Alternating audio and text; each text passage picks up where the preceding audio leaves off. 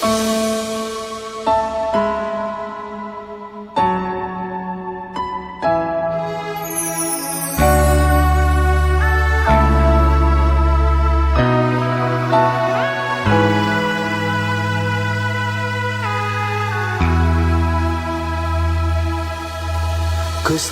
Yesus kang maringi kula gesang saben dina tansah tetunggo urip iki kadang pikantuk coba ora bosen mung tak trimo Gusti Yesus kang maringi kula gesang saben dina tansah tetunggo welasing Gusti ing jroning dodo urip ayem tentrem lan narimo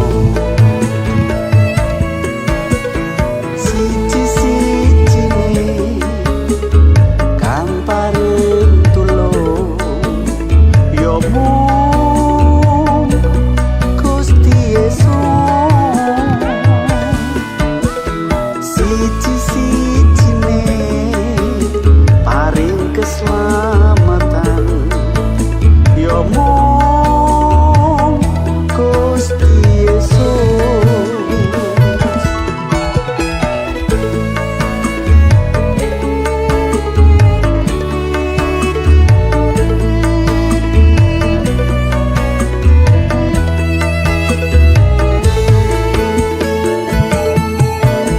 Gusti Yesus kang maringi kula gesang saben dina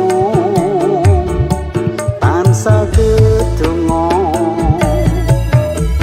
urip iki kadang pikantuk coba ora bosen mung tak trimo Gusti Yesus maringi kula gesang saben dina tansah tetunggo welasing Gusti ing jroning dodo urip ayem tentrem lan narimo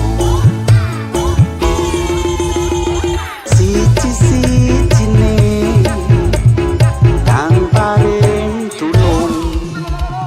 yo mung Gusti Yesus siji-sijine paring keselamatan yo mung Gusti Yesus siji-sijine kang paring Gusti Yesus siji-sijine paring keselamatan yo mung Gusti Yesus yo mung Gusti Yesus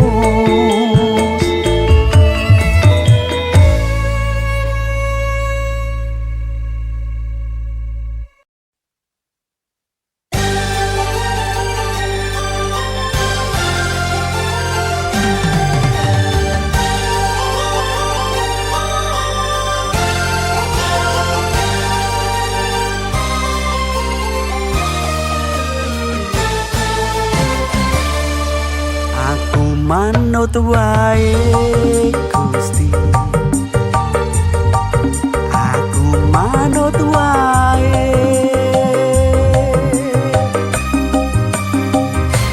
sing katingalane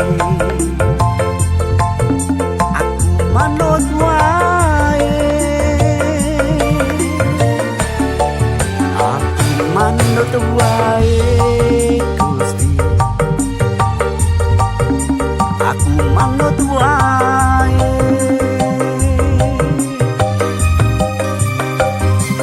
Sing dadi kersane aku manut wae.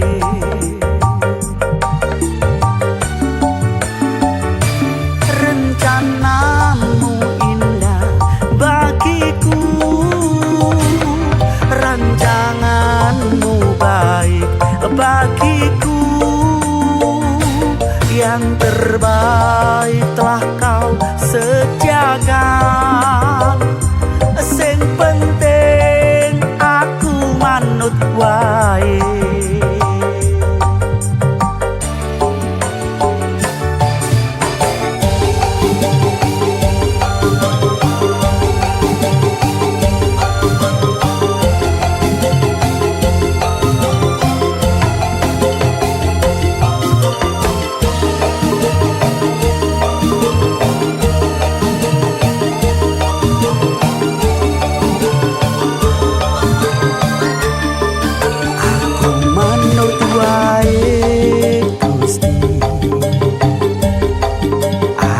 Manut wae,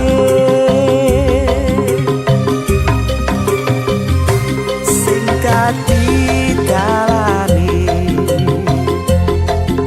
aku manut wae. Aku manut wae Gusti, aku manut wae.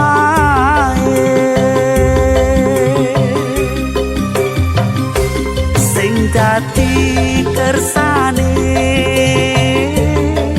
aku manut wae. Rencanamu indah bagiku, rancanganmu baik bagiku, yang terbaik telah kau sediakan. Sing penting aku manut wae.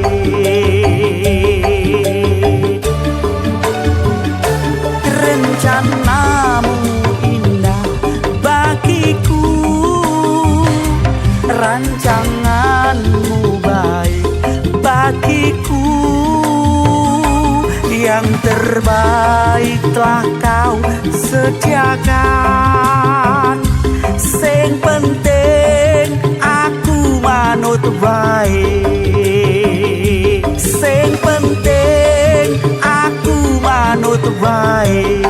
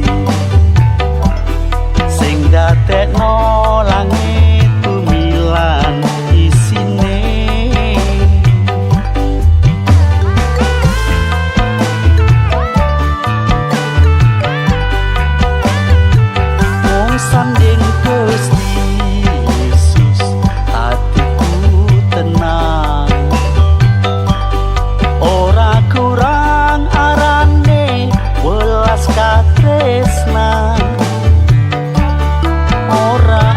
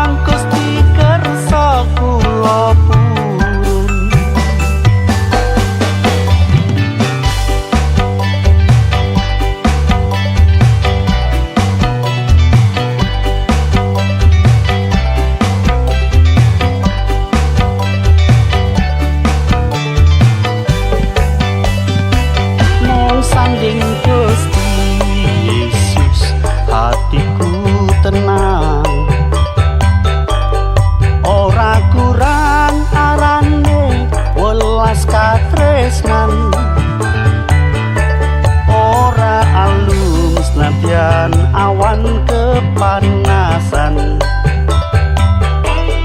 ora luntur kesiram banyune udan matur nuwun Gusti matur nuwun berkahe Gusti mboten kehitung matur nuwun Gusti matur nuwun napa kang Gusti kersa kula purung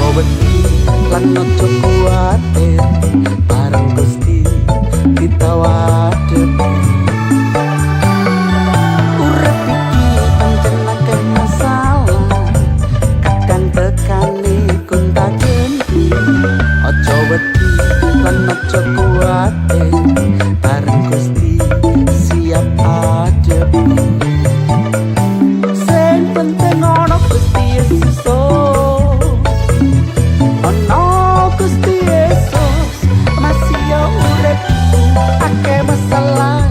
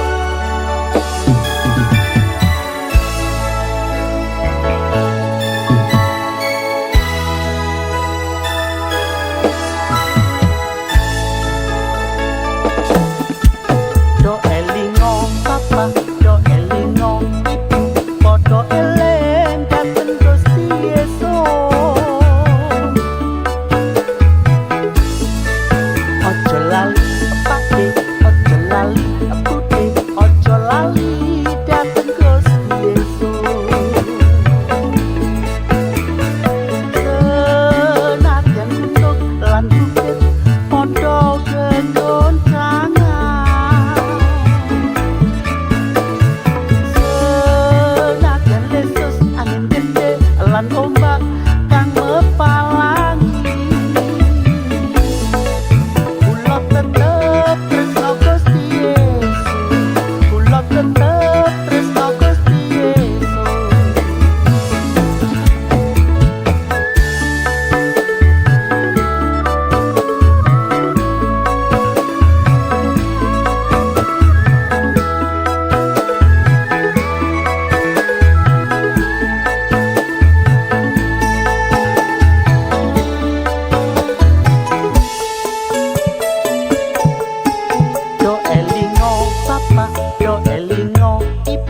Podo eling dateng Gusti Yesus Ojo lali pakde ojo lali bude ojo lali dateng Gusti Yesus Senadyan gunung lan bukit podo gegoncangan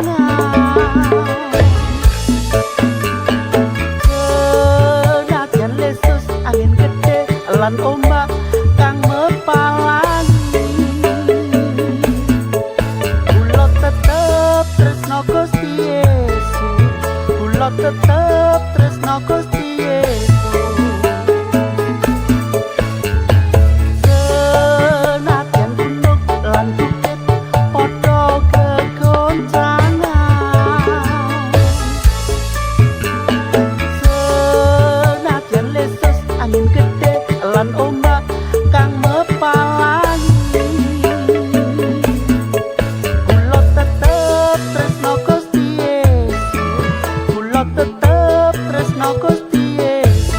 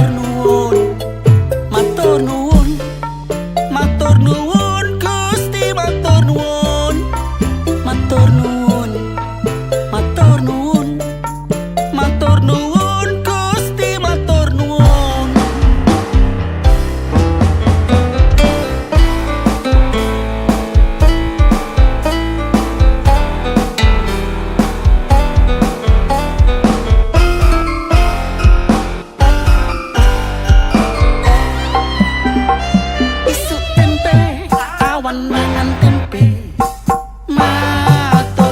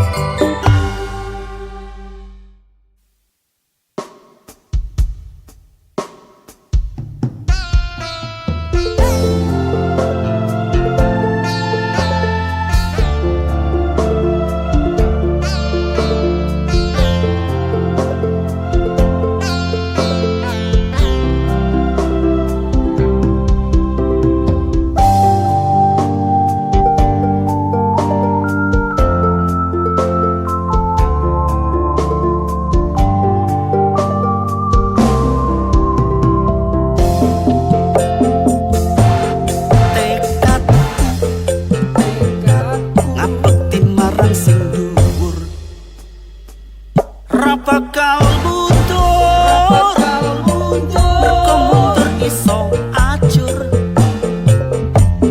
matur nuwun kalih Gusti Kang Maha aku berkahe Gusti sedaya sing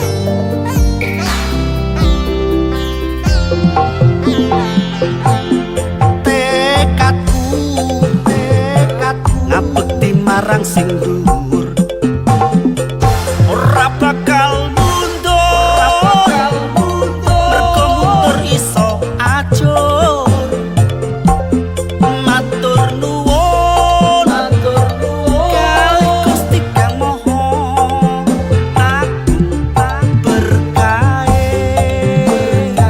Gusti sedaya sing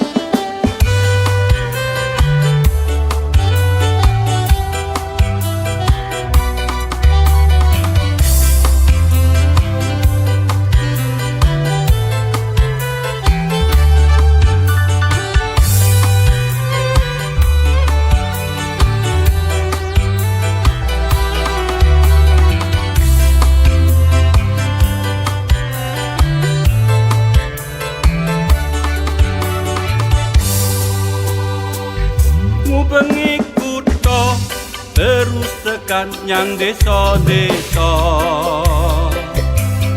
layani wartaake sabdane Gusti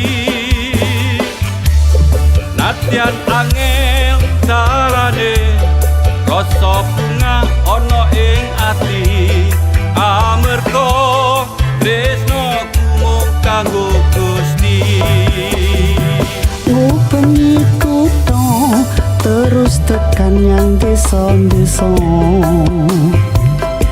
nglayani wartaake sabdane Gusti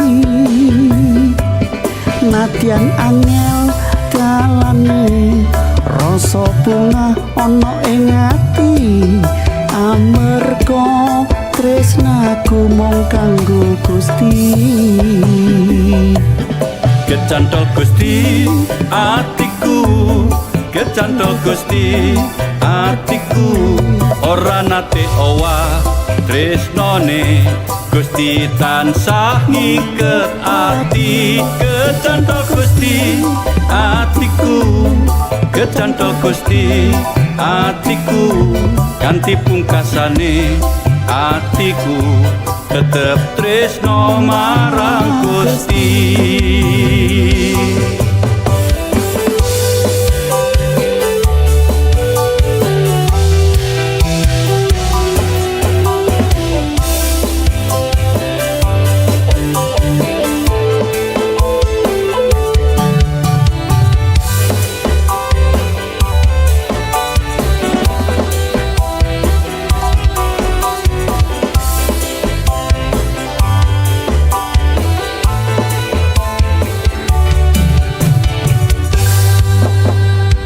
Ngubengi kutha terus tekan yang desa-desa, nglayani wartaake sabdane Gusti. Nadyan angel dalane, rasa bunga ana ing ati, amarga tresnaku mung kanggo Gusti.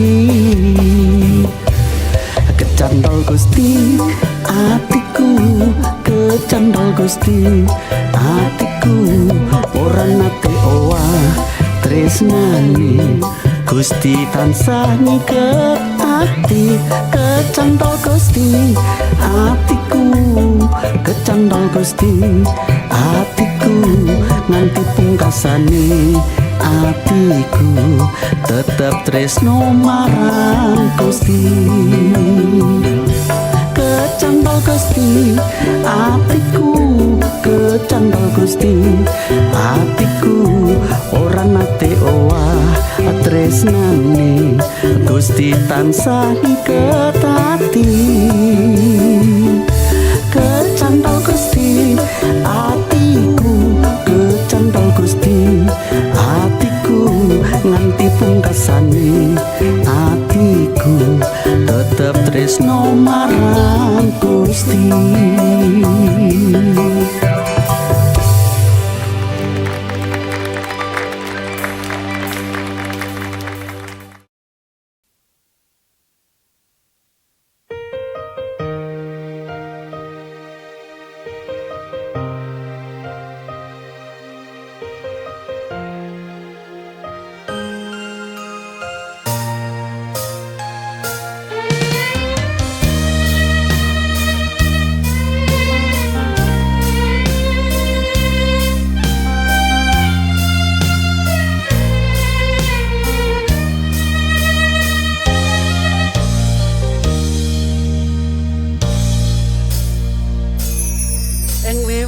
Nglayani Gusti, kursi kosong dadi seksi, jeneng siji-siji tak sebut ing pandonga.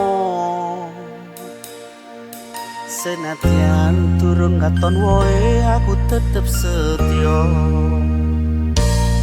Senadyan dalam isi dawa nganti entek ambekan iki, ora bakal lan kujiwa, margo urip wis tak pasrahke Gusti.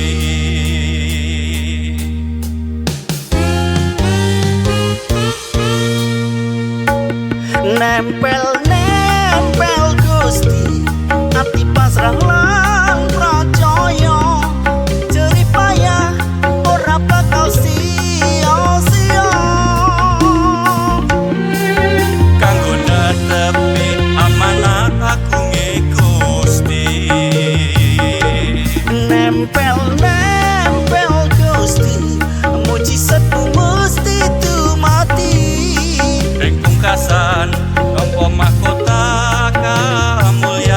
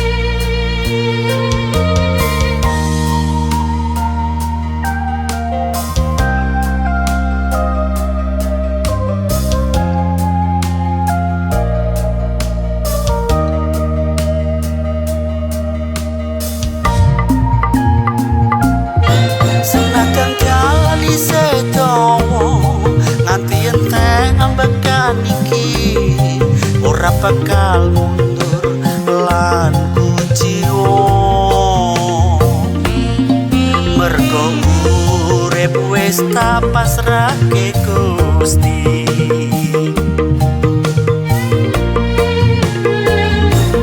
Nempel Gusti, ati pasrah lan pracaya, jerih payah ora bakal sia-sia. Kanggo netepi amanat agunge Gusti. Nempel Gusti, mujizatmu mesti dumati. Ing pungkasan nampa mahkota kamulyan, ing swarga bareng Gusti.